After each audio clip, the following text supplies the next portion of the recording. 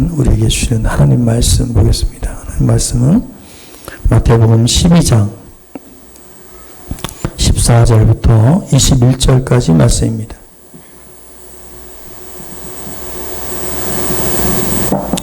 마태복음 12장 14절부터 21절 말씀입니다. 우리 한 절씩 교독해서 보겠습니다.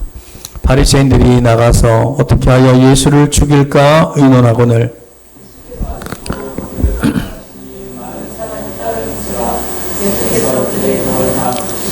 자기를 나타내지 말라 경고하셨으니 보라 내가 택한 종 곧 내 마음에 기뻐하는 바 내가 사랑하는 자로다. 내가 내 영을 그에게 줄 터이니 그가 심판을 이방에 알게 하리라.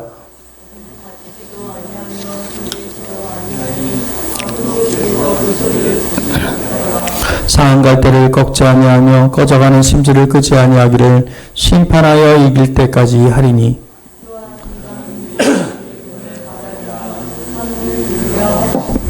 아멘. 오늘 이 말씀 가지고 꺾지 않고 끄지 않는 하나님의 사랑 이란 제목으로 하나님 말씀 전하도록 하겠습니다. 제목만 봐도 은혜스럽지 않습니까? 꺾지도 않고 끄지도 않고 아멘입니까? 예, 제목만 봐도 은혜를 받아야 돼요. 그죠? 제가 전하는 말씀이 아니라 하나님이 주시는 말씀이에요. 그죠? 하나님이 말씀하시는 이 하나님 말씀 앞에 정말 내가 때로는 온전하지 못하고 때로는 넘어져도 나를 꺾지 않고 나를 끄지 않았으면 좋겠다. 이 마음을 가지고 말씀 듣기를 원합니다. 오늘 본문 보니까 어떻게 시작하고 있어요? 오늘 본문이 14절부터 시작하고 있는데 오늘 본문 말씀을 우리 다 같이 다시 한번 읽어볼게요. 시작. 오늘 본문 보니까 본문의 첫 장면이 어떤 장면이에요? 바리새인들이 예수님을 죽이려고 작정하고 의논하고 있는 장면이에요. 무시무시한 장면이잖아요. 어떤 한 사람이 한 사람을 죽인다는 게 쉬운 일이 아니잖아요. 왜 바리새인들이 예수님을 죽이려고 했어요?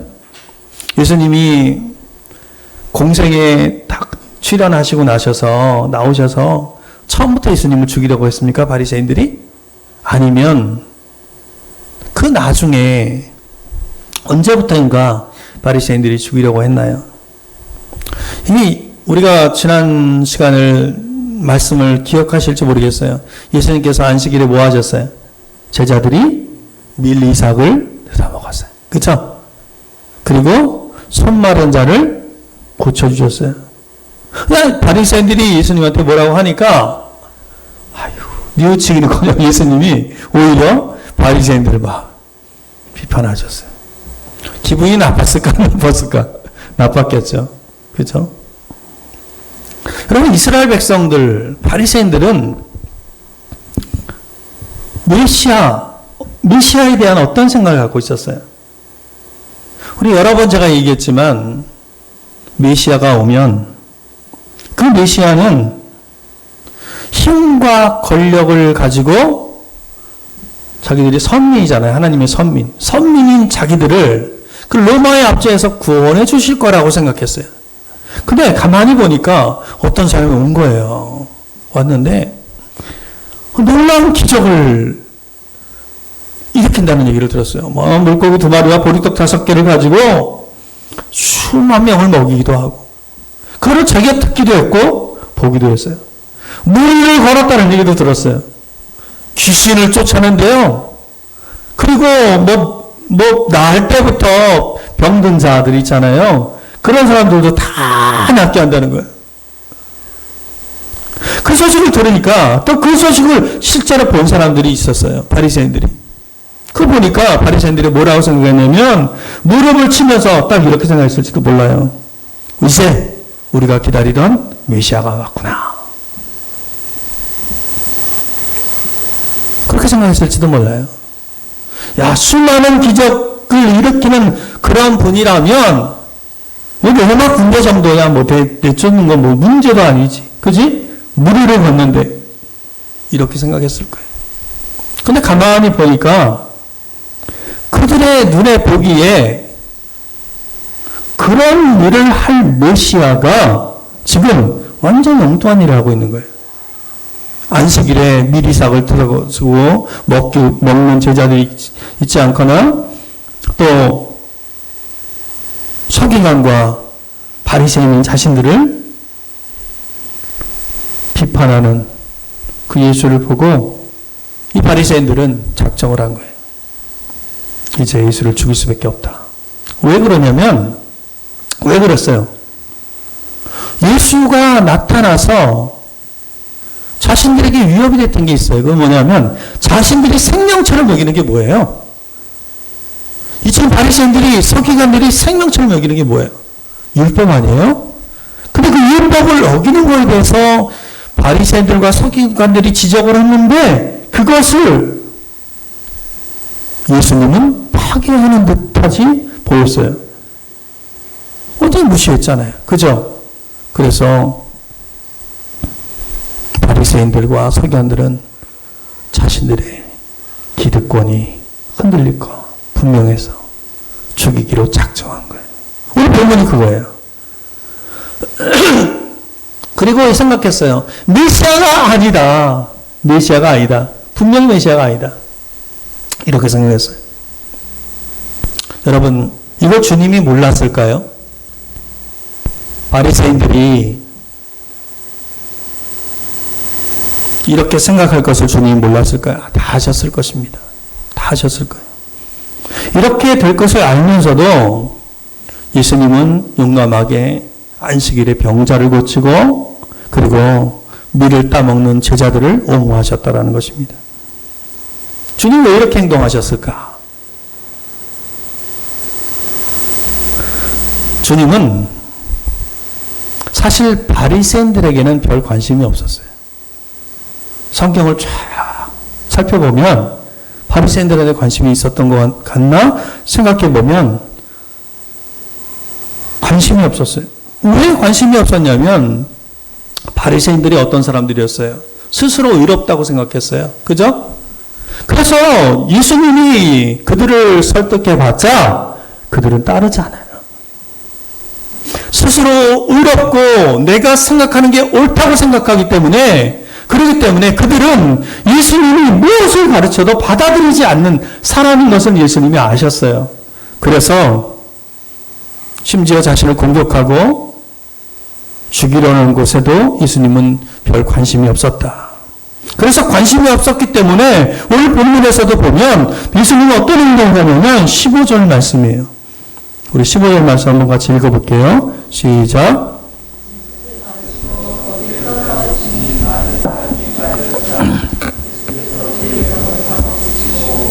여기 보면 뭐라고 이야기하고 있어요? 주님을 죽이려 하자 예수님은 어떻게 해요? 거기를 떠나시는 거예요. 슬그머니 떠나시는 거예요. 여러분 그들과 논쟁하면 예수님이 이길까요? 질까요? 이겨요. 그들과 논쟁하면 예수님이 질 수가 없어요. 그러나 논쟁에서 이길 것에도 불구하고 예수님은 거기를 떠나셨어요. 왜 그러셨어요? 여러분 논쟁이 생명을 가져다 주지 않기 때문이에요. 믿습니까? 논쟁이 생명 가져다 주지 않아요. 논쟁하고 싸우는 것에 주님은 관심이 없었어요. 여러분, 이것은 사람들 간에 지켜야 될 원칙이에요. 우리 그리스도인들이 알아야 될 원칙이에요. 특히 부부 간에 싸워가지고 좋은 결과가 나와요? 안 나와요. 그죠? 세상에 가르쳐주는 상담, 세상에 가르쳐주는 그런 것과 우리 그리스도인들의 다른 거 이거예요. 그 논쟁이 좋은 결과를 가져오지 못하고 더더군다나 생명을 가져다 주지 못한다라는 것입니다. 여러분 피하는 것이 지혜예요. 이기려 해서는 안 된다는 거예요. 주님은 자신의 에너지를 그런 곳에 쓰려고 하지 않으셨어요. 대신 주님은 다른 것에 관심이 있었어요. 어디에 관심이 있었어요? 오늘 보니까 지금 15절 후렴구에 뭐라고 이야기했어요? 다시 한번 읽어볼게요. 맨 마지막 말씀만 시작. 예수께서 그들의 병을 다 고치시고, 지금 주님의 관심은 사람의 필요를 채워주는 거예요. 병든 걸 낫게 하는 거예요. 그리고 오늘 본문의 20절, 21절에도 보면 뭐라고 이야기하고 있어요. 우리 20절, 21절 한번 읽어볼게요. 시작.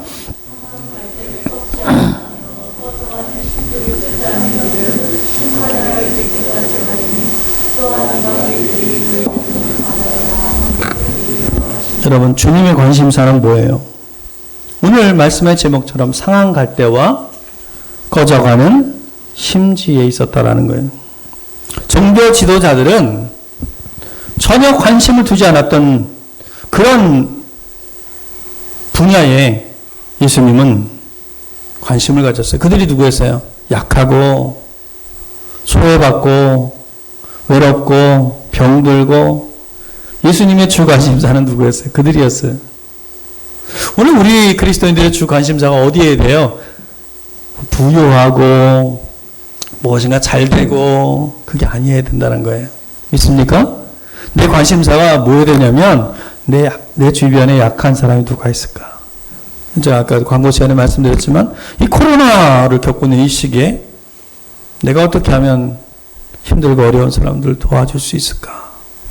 믿습니까? 그 주님은 자신에 대해서 공격하는 것은 피하고 도망쳤지만 약자를 보호하기 위해서라면 다시 자신에게 다가올 어려움도, 그 어려움도 두려워하지 않으셨다라는 거예요. 주님이 그런 분이셨어요. 그래서 안식일에 병자를 치유하는 것에 머뭇거리지 않으셨어요. 그래서 유대인들이 개 취급하던 이방인에게조차도, 사마리아 사람들에게조차도 주님은 긍휼을 베푸셨던 분이셨다라는 거예요. 그래서 이방 사람들은 여기 뭐라고 이야기했어요? 21절에 보니까 이방들이 그의 이름을 바라리라. 여러분, 이 말씀이 무슨 말씀이에요? 이방 사람들이 예수라는 이름에 희망을 걸게 될 것이다. 이방 사람들이 먼 장소를 넘어와서, 먼 시대를 넘어와서 이방 사람들이 누구예요? 저와 여러분이에요. 그죠? 우리가 누구한테 희망 걸어요? 예수님께 희망 거는 거 아니에요? 그죠? 예수님께 희망 거는 거예요. 놀라운 아이러니죠? 자, 근데 오늘 본문에서 보면 예수님은 이사야서의 말씀을 인용해서 말씀하셨어요. 여기 17절부터 보면, 제가 길게, 이렇게 했지만, 이제 17절, 18절만 한번 읽어볼게요. 17절, 18절, 시작.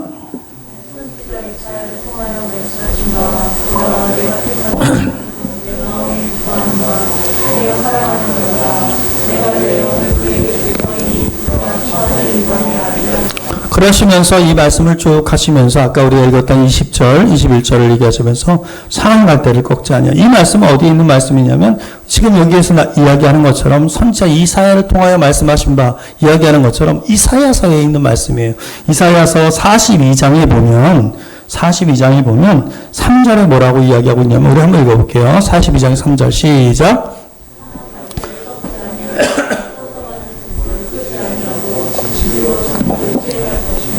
여기 보니까 상한 갈대, 꺼져가는 심지 나오죠? 꺼져가는 등불 나오죠?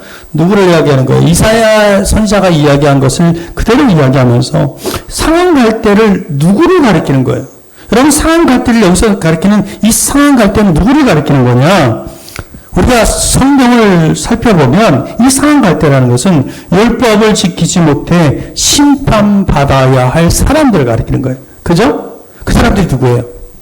누가 율법을 못 지켰어요? 이스라엘 사람들. 그죠? 그리고 또 누구예요? 바로 우리들이에요. 여러분, 율법 지킬 수 있어요, 여러분? 다 지킬 수 있어요? 지킬 수 있습니까? 우리 능력이 없어요. 그죠? 율법을 지킬 수 없는 게 우리 인간이에요. 그러니까 여기서 상한 갈대라는 것은 하나님께서 용서하셨지만 지키지 않았던 그 이스라엘 백성과 우리들을 이야기하는 거예요. 그리고 상한 갈대를 꺾지 않는다는 것 말은 무슨 말이냐면 상한 갈대를 꺾지 않는다는 말은 죄인들을 당장 심판하지 않는다라는 말이에요. 당장 심판하지 않아. 꺾어버리면 어떻게 돼? 갈대를 꺾어버리면 죽잖아요. 그죠? 당장 심판하지 않는다. 왜 바로 심판하지 않습니까? 여러분, 왜 바로 심판하지 않아요? 죄인들을 왜 바로 심판하지 않아요? 네? 사랑하셔서. 아멘. 예. 그것도 정답. 왜 꺾지 않으시냐면, 왜 바로 심판하지 않냐면, 사람은 나면서부터 악하기 때문입니다. 창세기 8장을 보면, 우리 이 말씀을 한번 읽어봐야 돼요. 노아 얘기가 나와요. 노아 얘기. 이 장면에서 하나님이 말씀하신 게 있어요. 창세기 8장 20절, 21절 말씀이에요. 같이 한번 크게 읽겠습니다. 시작.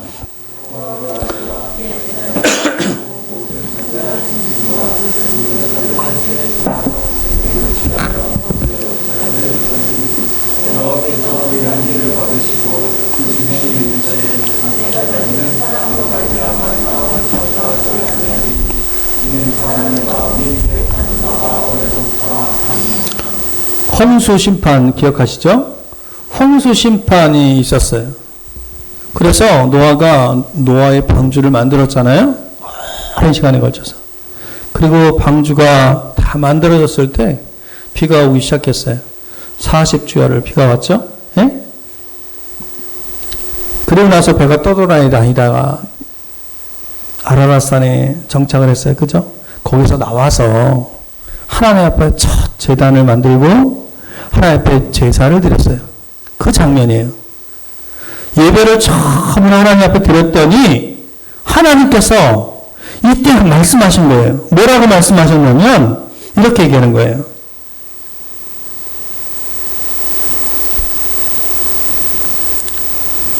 내가 다시는 사람으로 말미암아 땅을 저주하지 아니하리니 이는 사람의 마음이 계획하는 바가 어려서부터 악함이라. 이 말은 무슨 말이에요? 사람은 나면서부터 악하다는 거예요. 그죠? 성선설이에요? 성악설이에요? 성악설이죠? 그죠? 우리 주영이가 공부했나봐. 딱 대답했어요. 성악설. 그러면 악한 대로 악하다고 심판하면 구원받을 자가 있을까요? 없습니다. 그래서 하나님께서 무슨 언약을 세워주냐면 무지개 언약을 세워주신 거예요. 무지개 언약. 그 무지개 언약이 뭐예요? 성경적으로 신학적으로 해석하면 그 무지개 언약이라는 것은 십자가를 상징하는 거예요. 십자가를 믿느냐 안 믿느냐에 따라서 심판하실 거다라는 것을 이야기하는 거예요. 그때까지 참으시겠다는 거예요. 하나님께서. 사도 바울도 로마서의 3장에서 보면 뭐라고 이야기하냐면 하나님께서 길이 참으시는 중에 전에 지은 죄를 간과하심으로 자기의 의로우심을 나타내려 하시느니 이렇게 이야기하고 있어요. 그 윤수 심판이 이후로 하나님께서 예수님을 십자가에 내어주실 때까지 죄를 범하는 그런 사람들을 심판하지 않으시고 길이 참으셨다가 십자가를 믿는 사람을 의롭다 여겨주시고 믿지 않는 사람들을 심판하겠다는 거예요. 아멘입니까? 참는 거예요. 지금도 참고 계시는 거예요. 하나님은. 믿으면 그리고 내가 내 힘으로 의롭지 못하는 걸 인정하면 하나님께서 의롭다 여기시고 그러나 그걸 인정하지 않고 살아가면 나는 구원받지 못하는 자가 되는 거예요. 믿습니까? 여러분 이 말씀이 상한 갈대를 꺾지 않는다는 말씀이에요. 믿습니까? 이 약속을 지키기 위해서 꺼져가는 심지 끄지 않는다는 거예요. 꺼져가는 심지 누구예요? 이스라엘이죠. 그죠? 끄지 않았어요. 끄지 않았어요. 패역한 백성들을 하나님은 인내심을 가지고 다시 메시아가 오실 때까지 참고 기다려주신다라는 거예요. 믿습니까? 참고 기다려주시는 거예요. 십자가에서 백성의 죄를 사하여 주실 때까지 죄를 범하는 자들을 심판하지 않고 참으신다는 말씀입니다. 여러분, 우리가 죄를 범할 때마다 우리를 심판하신다면 용서받을 사람 아무도 없어요. 그죠? 누가 구원받겠어요? 여러분이 구원받겠어요? 제가 구원받겠어요? 아무도 용서받지 못해요. 여러분, 유대인을 보세요. 유대인들은 지금까지 눈을 다치고 귀가 닫혀 있어요. 그죠? 오늘 본문 뭐라고 이야기하고 있어요? 본문 21절에 아까 우리가 읽었지만 다시 한번 보면 우리 21절 말씀 다시 한번 볼게요. 시작.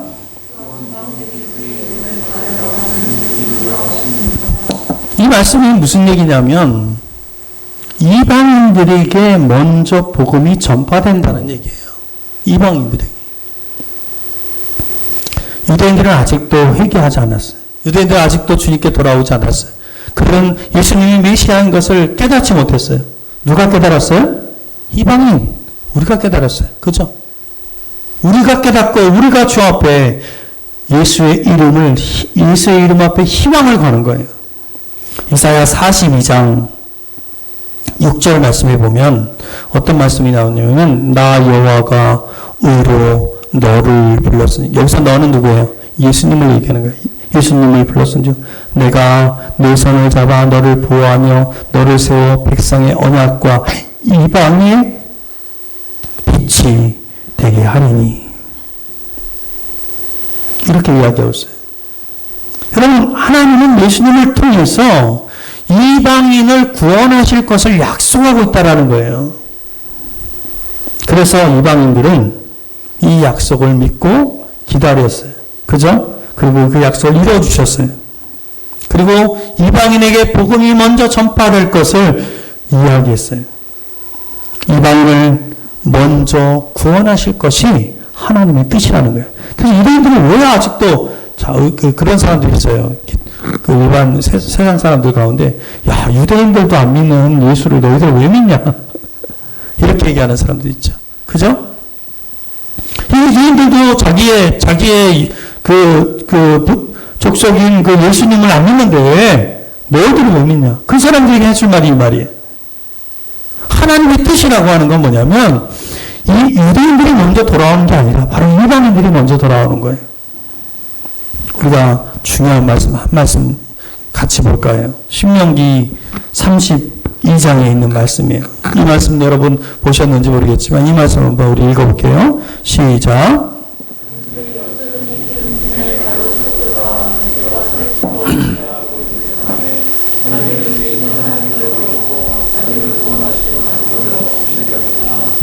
하나님이 이스라엘을 여수론이라고 해요. 여러분 들어보셨어요? 여수론? 여수론이라고 해요. 근데 여수론이라는 뜻은 뭐냐면 정직하고 사랑받는 자라는 뜻이에요. 그러니까 무슨 얘기냐면 하나님께서 이스라엘을 사랑했어요. 사랑해서 기름지게 해주셨어요. 그죠? 그 애굽에서 불러내가지고 기름지게 해주셨어요. 윤택하게 해줬단 말이에요. 배가 부르고 비대해지고 윤택하게 해주시고 그렇게 했는데 이스라엘 어떻게 했어요? 눈을 돌렸어요.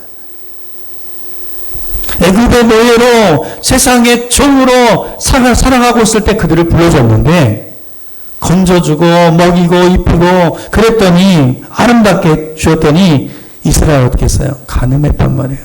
이방신을 섬겼어요.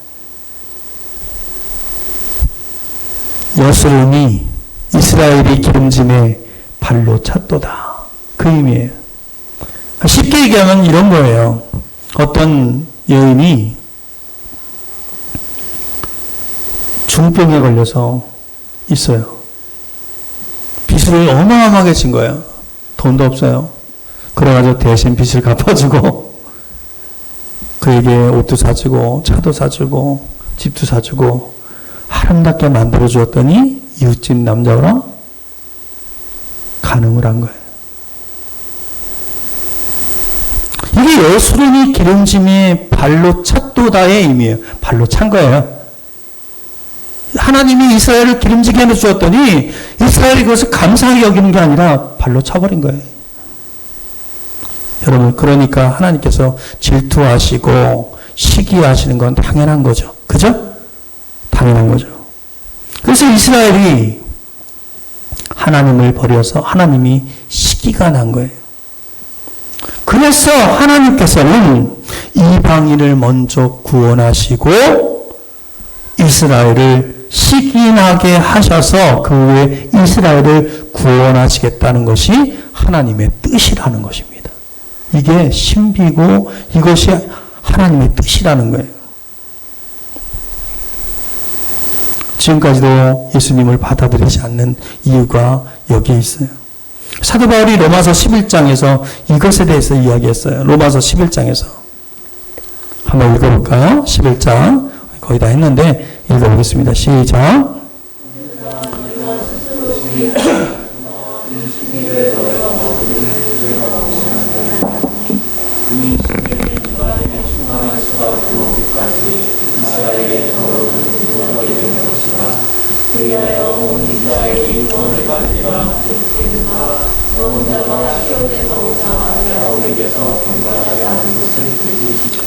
여기 보면 사도 바울이 형제들아 이렇게. 사도 바울은 어느 나라 사람이에요? 유대인이에요. 그 누구한테 하는 얘기예요? 이거는 유대인들에게 하는 얘기예요. 형제들아 하면서 너희가 지혜 있다고 생각하는데 너희가 이 지혜 있다고 하면서 이 신비라는 것은 하나님이 이 말씀 속에 감추어 놓은 그 신비. 제가 오늘 말씀드렸던 이방인을 먼저 구원하게 하고 그리고 너희를 구원하게 하는. 그러면서 뭐라고 얘기하냐면 이 신비는 이방인의 충만한 수가 들어오기까지 이스라엘 더러는 우둔하게 된 것이라. 이 말씀은 무슨 얘기예요? 이방인들이 먼저 복음을 다 받아들여야 돼요. 그러면 여러분 지금 이 시대 한번 생각해 보자고요. 이방인들이 다 받아들였어요? 저렇게 아니라고 생각하시는 집사님들 계세요. 그죠? 저기 부족 끝에까지 안 들어갔어. 못 들어온 사람도 있어. 이렇게 생각하셔요. 근데 어떤 선교학자가 예전에 그런 걸 만들었더라고요. 역사적으로 선교사들이 교회가 선교사를 보내서 모든 지역에 선교를 보냈던 그 모든 지역을 그 지도로 그를 그 동영상으로 만들었는데 안 들어간 곳이 없어요. 들어갔다 나오긴 해요. 그래서 또 나중에는 못 들어가긴 하지만 다 들어갔다 나오고. 그래서 그 모든 전 세계 지역을 보니까 다 들어갔어. 지금 현재를 따지면 못 들어간 지역이 있을 거 아니에요. 그렇게 따지면 예수님이 오실 날이 없죠. 못 오죠. 왜냐하면은 예수님은 우리가 모든 곳에 다 예수님을 전하는 선교사들이 다 들어가 있어야 돼. 그죠? 성도들이 다 들어가 있어야 돼. 그렇게 있을 수가 없잖아요. 전 세계가. 어떤 한 순간에. 그런데 선교 역사에 보면 이미 다 선교지로 다 모든 전 세계에 선교가 복음이 전파됐다라는 거예요. 그러니까 이방인의 충만한 수가 들어오기까지라고 얘기하죠. 이 얘기는 뭐냐면 이방인의 충만한 수가 들어오면 예수님이 오신다는 얘기죠. 그 예수님이 언제 오실지 모르는 상황에 우리는 상황을 맡고 있다라고 생각하면 됩니다. 그래서 이 말씀의 내용은 이방인을 먼저 구원한 다음에 이스라엘 백성을 구원한다는 거예요. 로마서 11장 8절에 보면 기록된 바 하나님이 오늘까지 그들에게 혼미한 심령과 보지 못할 눈과 듣지 못할 귀를 주셨다 함과 같으니라. 누구한테 준 거예요? 유대인들이 예수님이 알아보지 못한다는 얘기예요. 유대인들이 알아보지 못한다는 거예요. 이것이 그들이 보지 못하는 눈과 듣지 못하는 귀를 깨어서 이 신비를 보기를 사도 바울은 바라는 마음으로 이 말씀을 했다라는 것입니다. 그래서 예수님께서는 뭐라고 얘기하시면 오늘 본문에 16절에 보면 이렇게 얘기했어요. 자기를 나타내지 말라 경고하셨으니. 자, 무슨 얘기예요? 그리고 21절에 보면 뭐라고 이야기하고 있어요? 이방들이 그의 이름을 바라리라함을 이루려 하십니다. 여러분, 지금 예수님은 성경에 기록된 말씀대로 행하시기 위해서 자기를 나타내지 말라고 경고하신 거라는 거예요. 만약에 유대인들이 먼저 예수님을 알았더라면 그들이 예수님을 받아들였을 거 아니에요. 그죠? 그러나 하나님의 뜻은 그게 아니었다라는 거예요. 하나님이 시기가 났어요. 질투가 난 거예요. 나를 버리고 도망간 그 가늠한 이스라엘이 결심한 거예요. 그죠? 그래서 이방인을 작정한 거예요. 사랑하는 성도 여러분, 누가 상한 갈 때고 누가 꺼져가는 심지입니까? 우리들 아닙니까? 우리들. 세상 누구보다 상한 존재로 삶이 늘 흔들리기만 하는 그 위태로운 극단을 살아가는 인생을 살아가는 우리들 아니에요? 이번 주에 서울시장의 비보를 들으면서 제 마음이 며칠 동안 찹찹했어요. 너무 찹찹한 거예요. 그럼 자살일지 타살일지 모르지만 너무 가슴 아픈 일 아닙니까? 여러분 가슴 아프지 않으세요? 너무 가슴 아픈 거예요. 근데 SNS에 보니까 어떤 기독교인들이, 어떤 목사들이 빨리 비비가 죽었으니 좋다. 자, 이렇게 비아냥거리는 그런 그리스도인을 보면서 가슴이 너무 아픈 거예요. 그렇지 않아요? 여러분, 염치 없는 자들은 이 세상을 살아가요, 다. 얼마나 많은 사람들이 죽지 않고 살아갑니까? 그죠? 사랑하는 성도 여러분, 인생이 무엇입니까? 꺼질 듯 겨우 목숨만 부지하고 사는 것이 인생입니다. 상한 갈 때요, 꺼져가는 심지 아닙니까? 사랑하는 성도 여러분, 죽을 듯 괴롭고 고통스럽고 흔들림에 지쳐 삶이 어지러워서 견딜 수 없을 때 어떻게 해야 합니까? 우리 어떻게 살아야 돼요? 진심으로 어떻게 살아야 돼요? 그럴 때 진심으로 말씀을 들어야 합니다. 아멘입니까? 말씀을 들어야 돼요. 왜 그렇습니까? 거기에 생명이 있어요. 거기에 생명의 길이 있기 때문입니다. 아멘입니까? 그래서 여러분,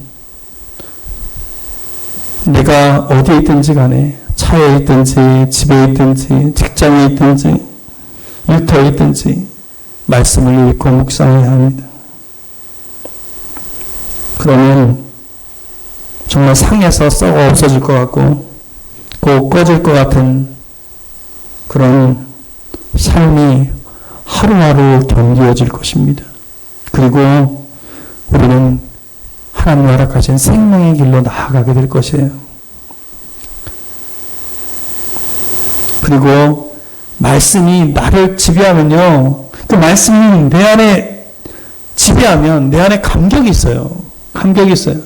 그래서 상한 갈대와 같은 무가치한 나를, 꺼져가는 심지와 같은 그런 존재감 없는 나를 너무나 소중히 다루시는 주님의 손길을 느끼게 되실 거예요. 아멘입니까? 주님은 어떤 사람한테 관심이 있었어요? 약한 자, 외로운 자, 병든 자에게 관심이 있었어요. 강해서 흔들림 없는 사람에게 관심 없으시고 우리같이 흔들리고 위태롭고 주님 주시는 살 수 없는 사람에게 주님은 관심이 있으셨다는 것입니다. 아멘입니까? 여러분 이것을 기억하세요. 우리는 지금도 상한 갈대이고 꺼져가는 심지입니다. 그러나 우리가 십자가의 그 사랑을 믿는다면 이제는 두렵지 않은 그런 갈대입니다. 주님을 의지하고